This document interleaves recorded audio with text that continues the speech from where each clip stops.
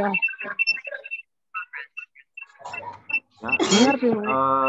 Mengerti, Zoom kita hari ini sudah direcord.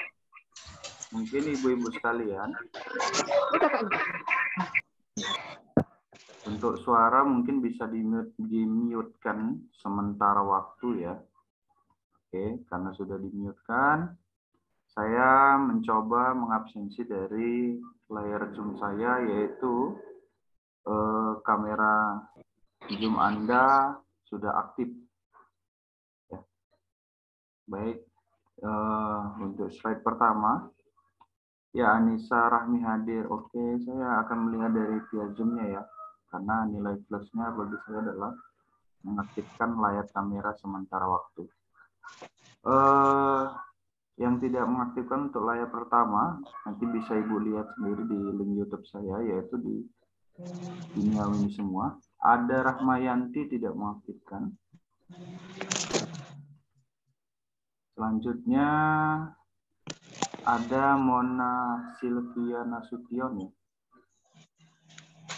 yang tidak mengaktifkan.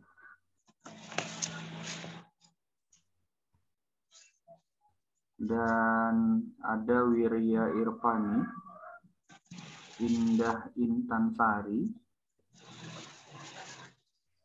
Evi Novalina, Rosarina Silaban.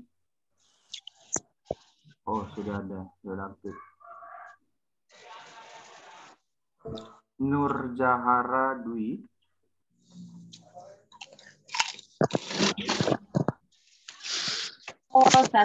Ada Sri Sulistiani. Ya. Double T.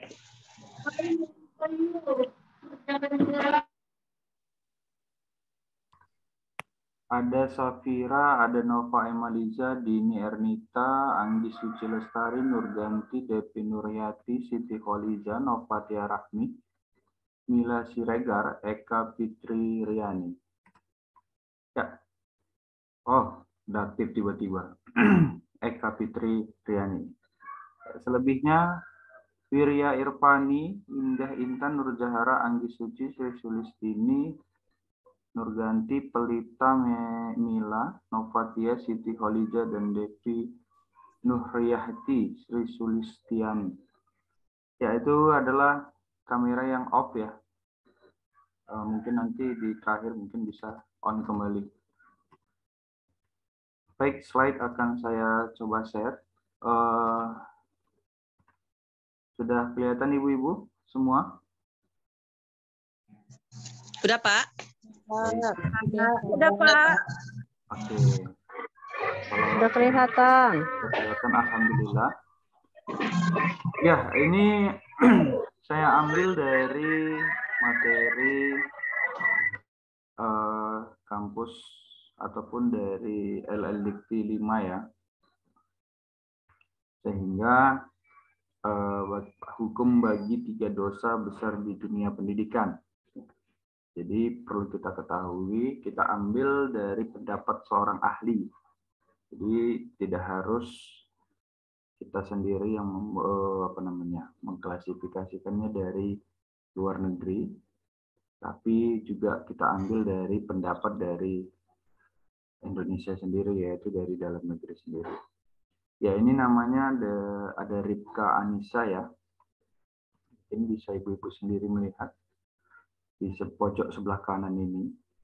Dan di sini judulnya adalah Hukum bagi 3 dosa besar di dunia pendidikan dari Arnita Ernauli Marbun. Ya, mungkin ada yang saudara nih, marganya sama Marbun ya. Konselor Hukum Ripka Anissa WCC. Ya, WCC yang bergerak di isu perlindungan. Ya, perlindungan perempuan dan anak korban kekerasan berbasis gender, memberikan pelayanan pendampingan bagi perempuan dan anak korban KBG, yaitu adalah konseling psikologis konsultasi hukum. Jadi ibu-ibu sekalian, Apabila ada yang berkaitan tentang perlindungan perempuan dan anak-anak korban kekerasan berbasis gender, silahkan. Boleh menghubungi ini grup. Ya. Di sini ada aktivitas-aktivitas yang sudah dilakukan oleh grup Ripka Anissa WCC.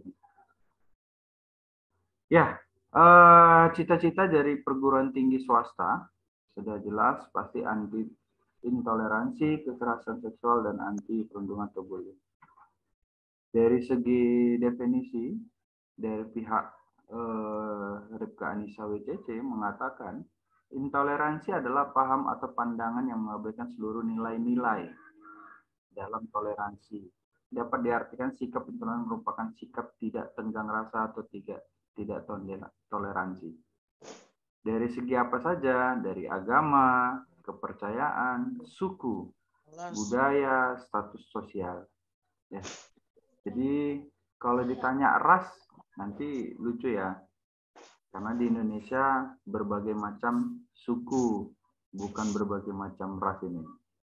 Kalau ditanya ras apa aja kita depannya ada di Indonesia ini ya kan?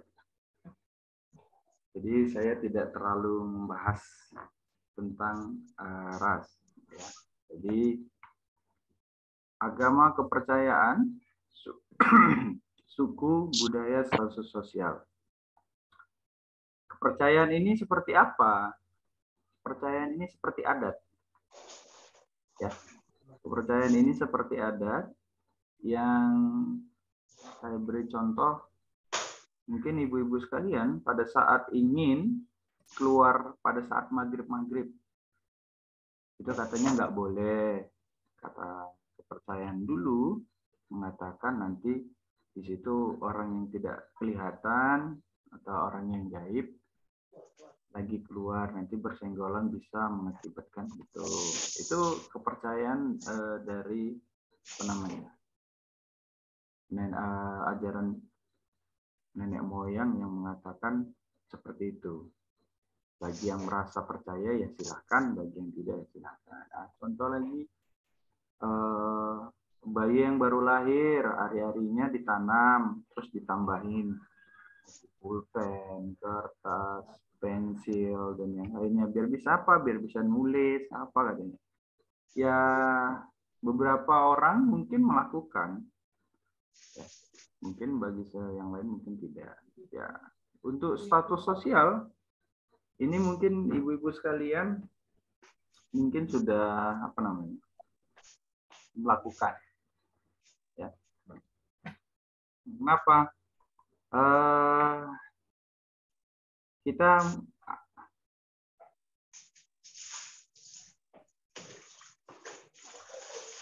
apa namanya ya, kok dibilang ya?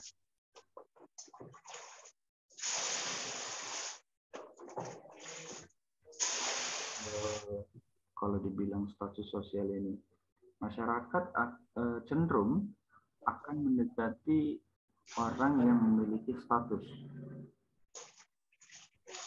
Manusia akan tertarik yang namanya dengan jabatan, pangkat. Itu manusiawi sekali. Maka di dalam intoleransi kita akan senang dekat dengan orang yang wangi, ya kan? Ataupun berbau badannya wangi. Kita akan menjauh dengan orang yang berbau badannya bau, ataupun bau tak sedap, wanginya tak sedap. Itu bisa saja seperti itu. Dan itu sudah pasti, ya kan? Kita tidak akan mau mendekati seseorang pada saat kita tidak membutuhkannya. Kecuali tidak semuanya melakukan hal seperti itu. Tetapi manusiawi sekali kita akan melakukan hal itu. Ini yang berkaitan dengan intoleransi ataupun status sosial ini. Mungkin dia ibu kepling, ibu kepala desa, ibu camat, ibu lurah, ataupun segala ibu menteri. Kita pasti akan akan mudah atau bersikap baiklah. Tapi pada orang yang kita tidak, orang yang mungkin tidak memiliki status sosial, kita agak sedikit cuek. Cuek itu dalam arti ya obrolan itu hanya sebatas ya begitu ya sudahlah. Nah, tapi kalau dengan orang yang memiliki status, pasti kita akan sedikit mungkin kalau dipancing banyak cerita ya mungkin bisa seperti itu. Yaitu hal yang wajar ya kalau menurut saya. Ya, seperti yang minggu-minggu yang lalu, di sini adalah menurut Yayasan Pulih 2017. Kekerasan seksual adalah setiap tindakan baik berupa ucapan atau perbuatan yang dilakukan seseorang untuk menguasai atau memanipulasi orang lain, serta membuatnya terlibat dalam aktivitas seksual yang tidak dikehendaki. Di sini ada katanya adalah ucapan, kata kuncinya. Perbuatan, konotasi seksual, tanpa konsentrasi atau mengalami penderitaan. Kalian mungkin di sini rata-rata adalah seorang wanita semua ya. Apabila ucapan-ucapan kalian itu menyinggung yang berkaitan dengan seksual, saya anggap sesama wanita tidak ada masalah.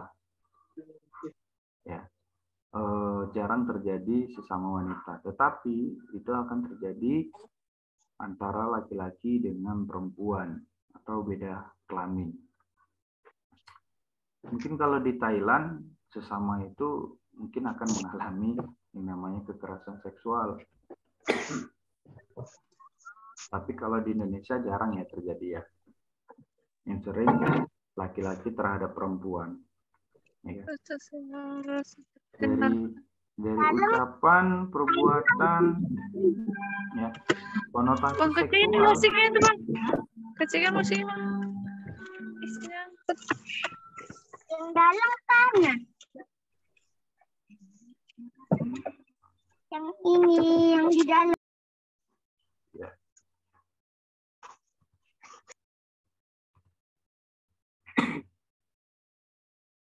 Oke, terakhir tadi adalah konotasi seksual ya. Jadi seseorang itu mengartikan ataupun mengucapkan itu berbau dengan konten yang namanya seksual. Ini juga sudah kita pelajari dari minggu-minggu lalu. Jadi dari pendapat-pendapat yang sudah diberikan, nah, pendapat-pendapat ataupun slide-slide yang sudah dilalui,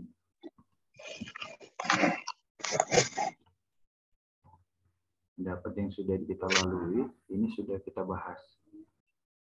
Yang pertama ada ucapan, perbuatan, konotasi, dan terakhir adalah pastinya penderitaan. Karena kekerasan seksual ini tidak mungkin tidak mengalami menderita. Tidak mengalami derita. Kenapa? Namanya dipaksa. Pasti dia akan mengalami yang namanya trauma. Ya. Itu pasti itu.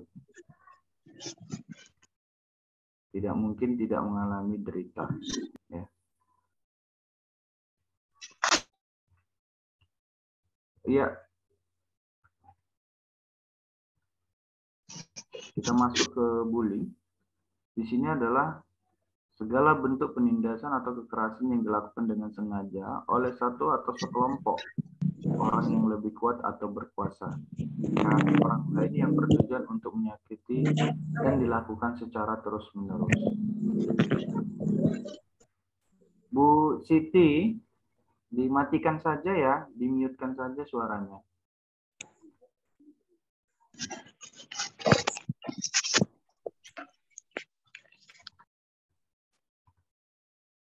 Oke, bullying atau perundungan adalah segala bentuk penindasan atau kekerasan yang dilakukan dengan sengaja atau oleh orang yang lebih kuat ya.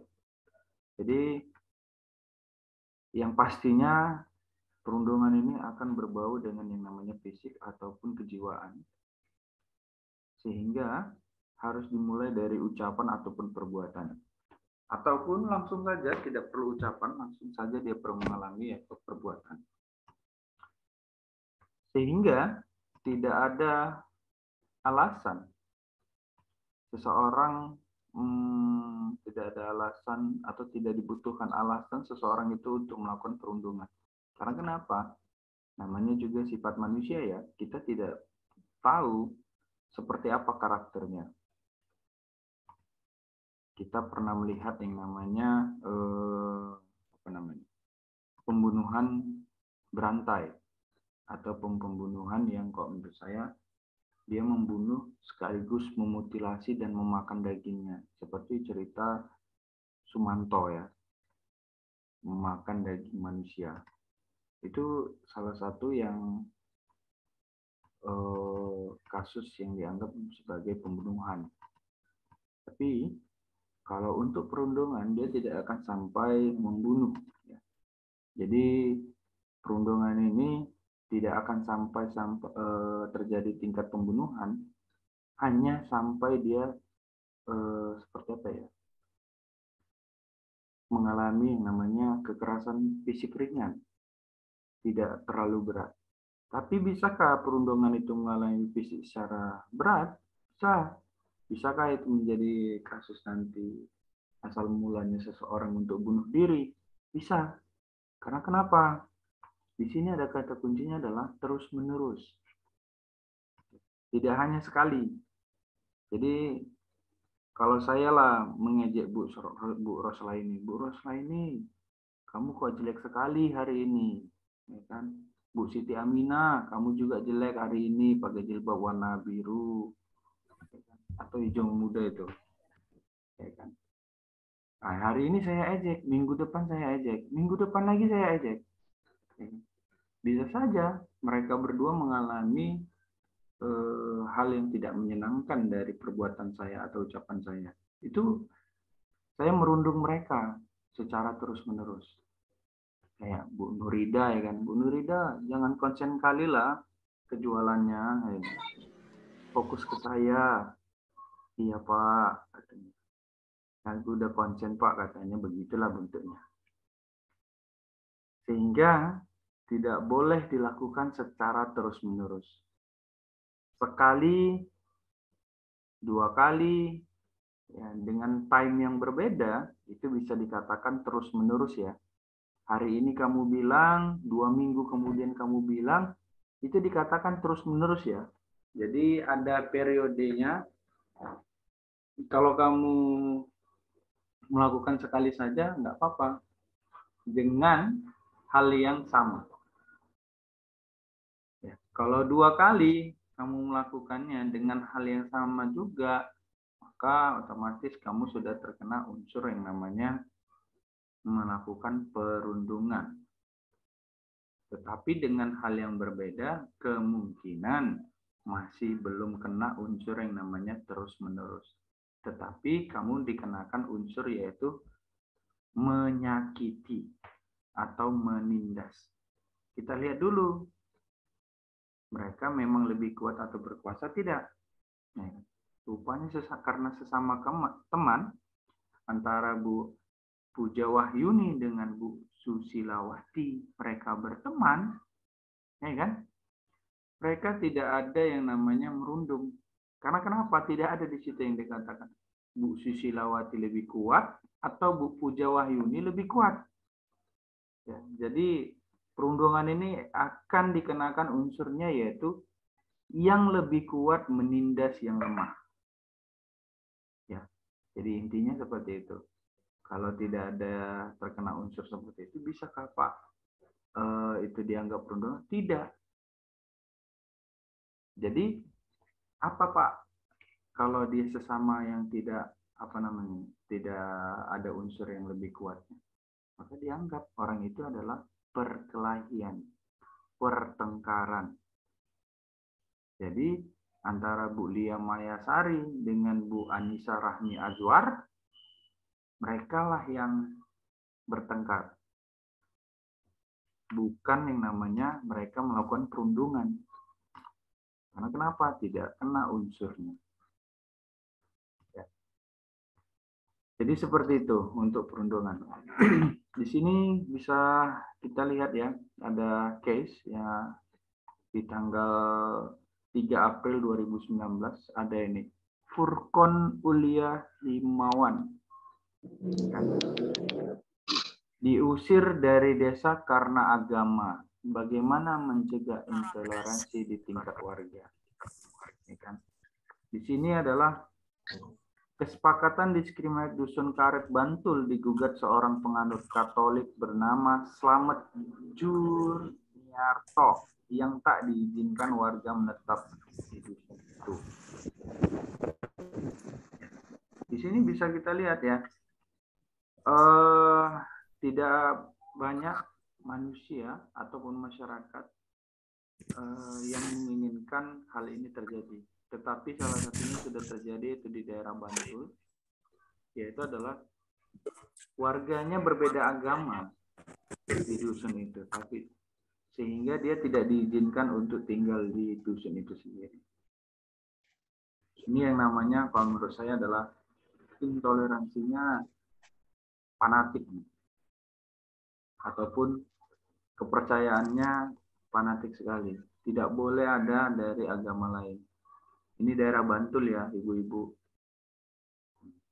Jadi hati-hati kalau mau main-main ke Bantul. Kenapa? Ada kasus seperti ini. Ya, tapi kembali kepada semua orang, mungkin 2019 mengalami hal seperti itu, di 2022 ini mungkin tidak seperti itu. Silakan saja, mungkin ada ibu-ibu sekalian mau bermain-main ke daerah Bantul, khususnya di Dusun Karet ya. Sehingga inilah kasus yang sudah terjadi. Selanjutnya, ada pelakukan pelecehan seksual di jalanan Sleman. Pria 50 tahun ditangkap. Iya, ini dia. Ini, Pak. Oh. Enggak nampak ini. Nampaknya ini. Pak. Ya, di sini adalah polisi menangkap seorang laki di Kecamatan Tempel, ya, Kabupaten Sleman, daerah diduga melakukan pelecehan seksual. Boleh di sini pria 50 tahun. Sehingga ibu-ibu sekalian bisa melihatnya. Di sini ada Yogyakarta kompas.com ya. Boleh dibaca lebih lengkap. Yaitu terjadi di Senin 16 Agustus 2021. Selanjutnya ada bullying di Sleman, dianiaya hingga usus dioperasi. Begini penjelasan versi sekolah. Ya, di sini adalah dugaan kasus perundungan berupa praktik kekerasan menimpa seorang siswa SD di Sleman. Setelah ramai utas soal aksi perundungan bullying di Twitter. Sehingga kasus-kasus yang terjadi perundungan ini lebih cenderung terjadi kebanyakan di daerah Jawa. Kok di daerah Sumatera kok dirundung bisa kena bacok ya. Berani kau merundung aku kau ya kan. Tak sonang kau bacok kau katanya. Begitulah cerita kok di Medan nih ya kan. Kaulah bulan, kaulah bintang. Apa maumu begitu. Tapi kalau di Jawa seperti inilah yang mungkin sering terjadi karena kita lihat banyak yang terekspos pada saat masyarakat Indonesia itu tidak mengetahui untuk secara keseluruhan. Ya mungkin saja di Sumatera ini tidak terekspos karena takut menimbulkan hal-hal yang bersifat memalukan diri sendiri atau memalukan keluarga ya. Jadi tidak mungkin terekspos ataupun bisa dianggap penyelesaiannya sudah tuntas ya. Jadi tidak perlu ada lagi berita-berita ini timbul ke media massa ataupun ke media elektronik. Konsekuensi bagi pelaku ya, di sini khususnya di masyarakat atau lingkungan, dunia pendidikan, negara atau hukum. Ya, di sini adalah apabila seseorang melakukan kesalahan atau 3 dosa tersebut, ini yang akan terjadi. Ya. Kenapa saya bilang ini yang akan terjadi? Sudah pasti akan adanya pengasingan atau pengucilan. Ini secara tidak langsung kalian akan melakukannya. terutama kalian akan yaitu poin kedua, yaitu batasan hak tinggal. Kalian akan membatasi diri, ya, kalian akan membatasi diri dengan orang yang mungkin melakukan kejahatan. Dulunya dia pernah melakukan kejahatan. Ketentuan adat daerah tertentu ya, kesepakatan musyawarah pemerintah setempat itu biasanya jarang ya. Jadi saya akan sering berpatokan karena saya juga di sini di lingkungan masyarakat. Yang sering akan terjadi adalah pengucilan. Jadi pada saat orang yang melakukan kejahatan yang sudah langsung masuk penjara atau memang terbukti dia melakukan kejahatan ataupun hal-hal yang merugikan masyarakat, pasti dia akan dikucilkan. Ibu-ibu sekalian juga akan melakukan hal yang sama kalau menurut saya. Kenapa? Mungkin ibu-ibu tidak akan mau berinteraksi dengan orang yang seperti itu dengan banyak. Maksudnya berinteraksi banyak itu artinya sering. Pasti ibu akan mengurangi time atau waktu untuk berinteraksi dengan mereka seperti itu. Ya, ini untuk dari segi masyarakat ya. Selanjutnya, dalam dunia pendidikan, kalau dia sebagai seorang pelajar ataupun seorang mahasiswa atau mahasiswi, dia akan diberikan peringatan, skorsing putus kuliah, batasan pendidikan lanjut. Inilah kejamnya masyarakat kita. Dia sudah bisa diberikan sanksi ya, yaitu bisa berupa hukuman dari masyarakat, dia dikucilkan, dari pendidikan dia dibatasi,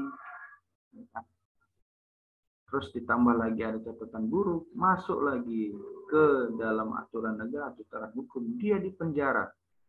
Keluar dari penjara, nggak ada pendidikan, nggak ada pekerjaan, rumahnya ada, tetapi dia tidak bisa berinteraksi dengan warga sekitar. Apakah yang akan terjadi? Yang akan terjadinya pasti dia akan melakukan hal yang merugikan orang banyak. Secara presentasi perbandingan 100%, itu akan terjadi 50-50. Kenapa Pak Erwin mengatakan 50-50? Karena saya tidak tahu manusia itu bisa berubah atau tidak. Yang pastinya, setiap manusia apabila melakukan kesalahan, insya Allah dia akan mengalami perubahan. Tetapi tidak semuanya. Karena kenapa? Dia akan seperti tobat sambal. Wih, makan sambal di hari ini, podas sekali besok. Udahlah, tak makan tuh sambal tuh besok. Tiba-tiba ya kan, 2 hari kemudian ada ikan asin, ya kan, sambal terasi, wih, gori, ya kan, atau ada ubi gulai, campur nasi, udah konyang lah itu. Tambah lagi teh manis dingin, ya kan. Jadi makan juga sambal tuh ya kan. Nah, jadi seperti itu. Jadi seseorang yang melakukan kesalahan atau melakukan yang namanya 3 dosa ini,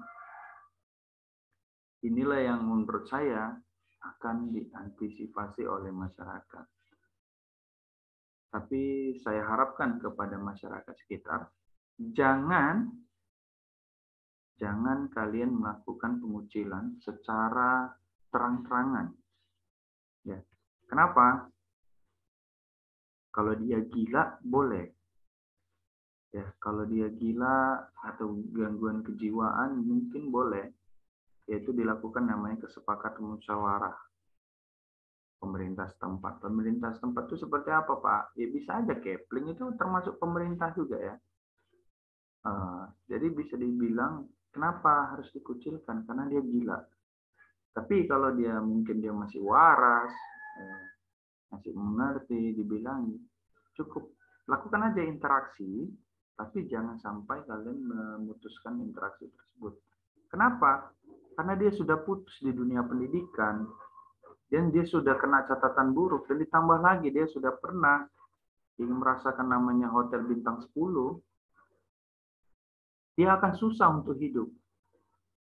Setelah keluar dari penjara, dia akan kembali ke tempat di mana dia berasal. Kalau nggak bisa juga dia mendapatkan penghidupan di daerah asalnya, dia akan mencari cara. Namanya juga manusia, ya kan? Mencari cara agar bentuk hidup. Bagaimana caranya? Ya, dengan cara apa? Mungkin dengan cara melawan hukum, melawan adat istiadat. Karena kenapa? Nggak dapat makan. Gara-gara perut sejengkal aja kita kadang sering ribut, ya kan Bu Salamah Manurung? Pernah nggak Ibu nggak gajian hari ini, ataupun gara-gara uang Ibu dipinjam 300.000, terus nggak dibayar-bayar selama setahun? Apa nggak Ibu marahin tuh orangnya? Orangnya jumpa terus di muka Ibu, Bu Salamah, dipanggilnya pula begitu ya kan? Kayak nggak ada utangnya lah gitu ya kan? Bagaimana perasaan Anda? Pasti kan itu akan marah-marah. Nah, jadi tidak ada alasan melakukan seperti itu. Jadi saya harapkan jangan sampai kalian kucilkan. Kenapa? Jujur, itu akan menimbulkan efek yang lebih besar ya. Peraturan yang dapat menjerat pelaku dalam intoleransi manusia ataupun masyarakat yang berkelompok bisa mendapatkan atau menjerat seseorang dengan peraturan yang ada, yaitu tentang KUHP, Kitab Undang-Undang Hukum Pidana. Kenapa? Karena intoleransi tadi melarang seseorang memeluk agamanya atau kepercayaannya. Itu tidak boleh di dalam Undang-Undang Dasar. Setiap manusia atau setiap warga negara Indonesia berhak dengan bebas memeluk agama ataupun kepercayaannya. Selanjutnya adalah undang-undang tentang organisasi masyarakat.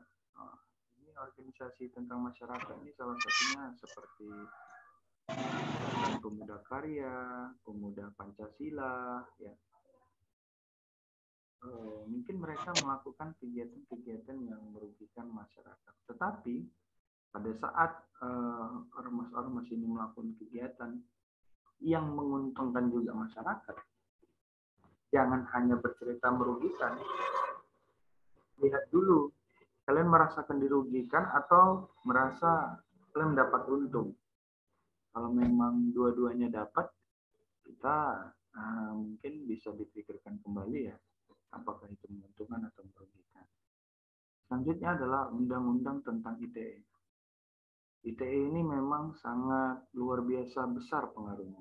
Apalagi anak-anak yang melihat video-video atau konten-konten yang berisi ajakan ya, kalau menurut saya ajakan, yaitu jangan percaya dengan adanya ini, dengan adanya itu, sehingga ITE ini sangat lebar, sangat cepat menyebarnya ke seluruh penjuru Indonesia, sehingga intoleransi terjadi ini sangat cepat. Makanya yang seperti terjadinya di daerah Bantul tadi mungkin bisa merebak ke daerah-daerah yang lain, khususnya yang mayoritas beragama Kristen Katolik. Itu Bantul ya, karena dia mendiskriminasi oleh agama yang Kristen Katolik tadi. Itu contoh case ya. Makanya orang yang Katolik akan merasa, oh itu kaumku, oh itu kawanku, oh itu saudaraku yang seagama, seiman. Jadi gitu kan di Bantul. Awas aja orang Bantul main kemari gitu katanya kan, seperti itu. Itu bisa aja berbuntut panjang. Nah, makanya jangan sampai terjadilah. Tapi kalau memang mau terjadi, apa boleh baut, kembali kepada manusianya lah. Tak bisa larang-larang ya kan. Selanjutnya, kekerasan seksual itu ya pastinya peraturan yang dapat menjerat pelaku ada banyak, yaitu pastinya tetap Undang-Undang Hukum Pidana, Undang-Undang tentang Perlindungan Anak, Undang-Undang tentang ITE, Undang-Undang tentang PTPPO, Undang-Undang tentang PKDRT. Semua ini adalah berkaitan dengan kekerasan seksual. Sehingga dari unsur-unsur yang sudah tersebut berbau yang namanya fisik, suara, gambar, ya kan? Itu sudah ada. Ya. Selanjutnya, perundungan, ya ini cukup sampai di sini saja, tidak perlu jauh-jauh. Karena kenapa? Dia hanya berbau tentang bullying. Hukum pidana, Pak, kenapa selalu masuk ke tiga-tiganya? Karena semua ini mengandung unsur pidana, bukan perdata. Kenapa saya bilang pidana? Pidana itu berkaitan yang dengan namanya kekerasan fisik ataupun balas dendamnya manusia versi hukum. Balas dendamnya itu secara halal. Kok katanya seperti itu ya? Kalau dari kata hukum begitu balas dendamnya. Membuat orang jerah. Kamu membacok si A, nanti enggak. Tapi kok nggak dibacok lagi di penjara, tapi dikurung. Nggak boleh keluar, merasakan penjara lah selama beberapa tahun. Seperti itu. Itu yang namanya pidana. Tapi kalau perdata, kamu dibacok. Cobel jarimu. Itu dia akan bercerita tentang material. Materi ya, bukan material, sorry. Materi. Ataupun non-materi. Bisa aja. Materi itu berupa uang. Non-materi berupa apa? Itu tadi. Berupa permintaan maaf, berupa pemberian hadiah. Itu yang namanya perdata. Apa yang bisa dilakukan mahasiswa atau kampus? Yang diberi mahasiswa bisa memberikan pandangan terbuka. Kritis yang bijak, menerima adanya perbedaan, perspektif keberagaman gender dan inklusi. Kalau untuk kampus adalah fokus pada kepentingan terbaik bagi korban, ketentuan sanksi yang jelas dan tegas, ruang aduan khusus dan SOP, membangun kemitraan yang dapat memberikan layanan. Ya. Jadi di sini juga sudah ada nomor kontaknya. Khusus apabila ada yang terjadi mengalami hal-hal seperti itu, ini masih di daerah Yogyakarta ya, boleh dihubungi ini line office-nya ya, atau konsultasi. Ya. Jadi itu saja. Apa ada pertanyaan ibu-ibu? Saya stop share. Ada yang ingin bertanya? Kalau memang tidak ada, saya akhiri pertemuan kita sampai di sini.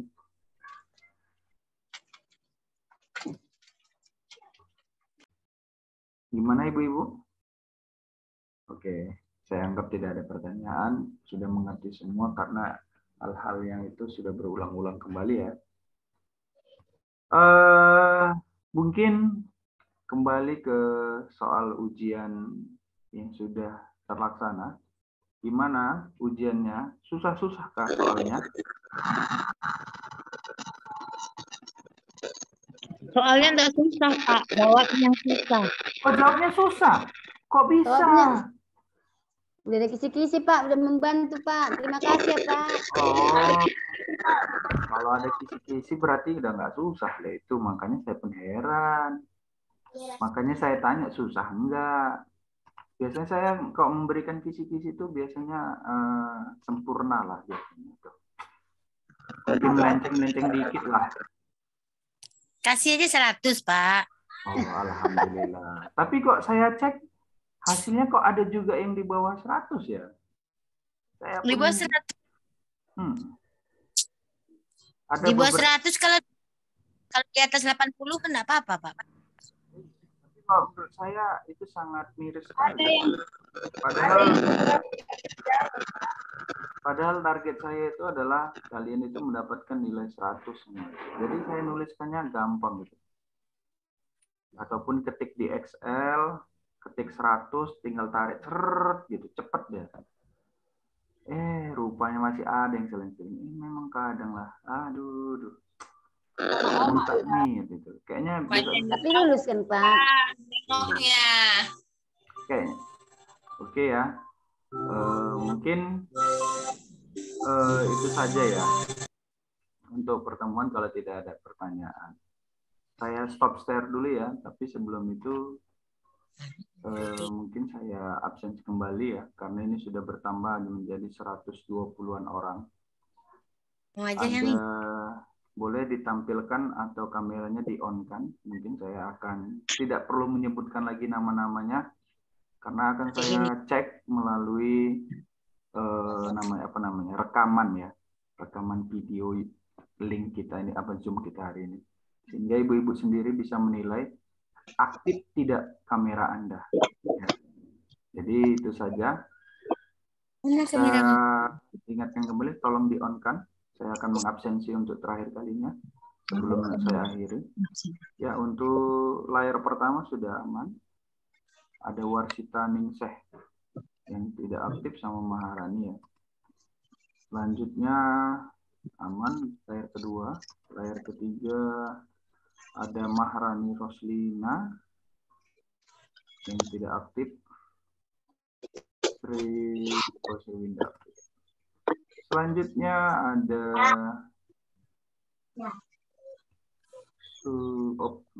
aktif semua. Selanjutnya layar kelima tidak ada yang aktif, layar keenam juga tidak ada yang aktif. Baik, terima kasih. Saya stop share dulu. Assalamualaikum warahmatullahi wabarakatuh.